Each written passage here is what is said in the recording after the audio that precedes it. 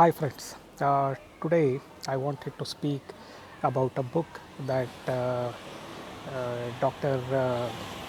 DGL Swami has written. Baswan Gundappa Lakshmi Narayan Swami was the son of DV Gundappa. So BGL Swami was a very famous botanist. He has written a lot of books in Kannada. Some of them are like Hasiru Vannu, which has won uh, Akila Bharatiya Sahitya Sammelan award. Then there is also another book which I liked it very much. That is Namma Otteyalli Dakshina America. If you translate it in English, it means South America in my tummy. This is a small book of 168 pages, which is published by Bangalore University. Very difficult to get the book because it is out of publication. But whenever it is published, they are sold out. So, this book, what it deals with is it questions the food habits that we have at present. That is around 50 years back, BGL Swami had questioned about it, how our food habits are changing. Earlier days, like around 200 or 300 years back, probably we were not aware about coffee, tea, tobacco. So only in the court of Jahangir the tobacco was introduced. The hookah habit started there. Before that, we were not aware about it. Our complete food diet was different, and what we had indigenous plants, they were completely different. So colonization by the Europeans led to spread of plants into different colonies of theirs. So even in India, many of the food that we take it for granted is not from India. It is from Central America and South America. So what we call it as Latin America. That is the reason he has named this book as uh,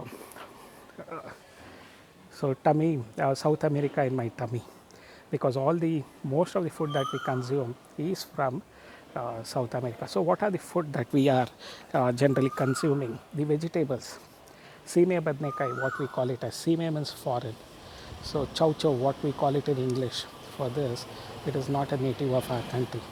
So in his book, Namma Otteyalli Dakshina America, which is written in Kannada language, he talks about the place where it has originated, some interesting anecdotes about it, recent and past anecdotes, and he also describes this, especially chow chow. He says that we are not getting the flavor of chow chow because in our way of preparing the food, we either overcook it or we add too much of spices that the taste of this chow chow vegetable or sime badnekai is suppressed. So you can also remember about papaya, which is called as parangira hannu, parangi hannu. There are many plants which do not have a native name. Like tomato, we call it as tomato. So a lot of vegetables are from this South America or Latin America. So some of them are, as I've already told you, the chow chow, maize, tomato, groundnut, cashew nut, beans, so chili.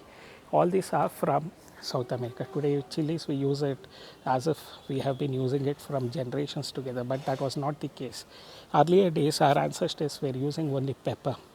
They were not aware about this, uh, the chilies.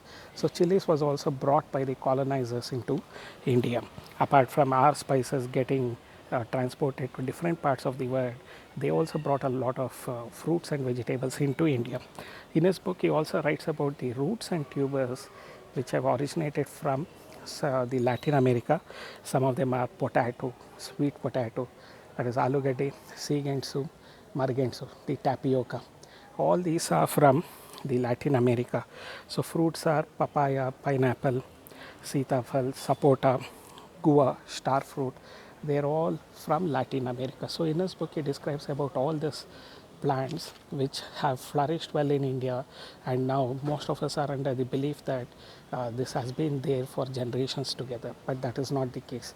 In this book, he also writes about an anecdote about in the funeral ceremony what food we prepare.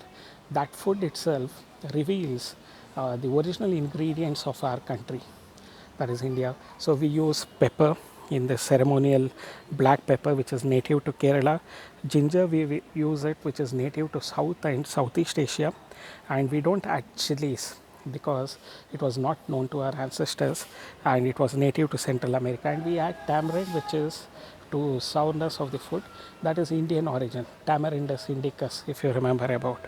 So in this book, he also uses the term for native or indigenous plants as nati gidagalu or nati plants, and for the exotic or non-native plants as sime or parangi.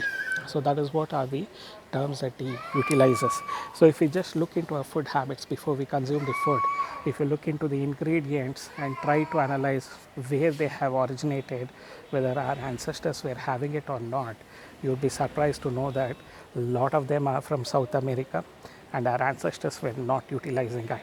So many times we scold our kids for going for pizzas, burgers, and other things, forgetting that we have adopted a lot of foods that was not native for this country and it was native for South America and other uh, European countries. So we have to remember about that. Food habits also change. The type of food that we are consuming is also changing to present generation. Also, the tea, coffee that we consume or the tobacco that we are utilizing, it's not native of this country. They were all brought in here, and now we have got addicted so much to it that we cannot imagine our life without a cup of tea or a cup of coffee, or for some of them smokers without a puff of cigarette. So this is what is the things that this book helps us to understand. So if you can hold across the book, please read this book of famous botanist Dr. B.G.L. Swami, who has also written a lot of books like Hasiru Vannu, College Ranga, and other books, which have all become very popular. So this is a video which displays to you the nativity of food that we consume, how it has changed. So if you have liked the video and if you have obtained knowledge from this, remember to like and subscribe for this channel. Also remember to press the bell icon for receiving regular notification. So I am signing off this video with camera person Master Aditya Ravi.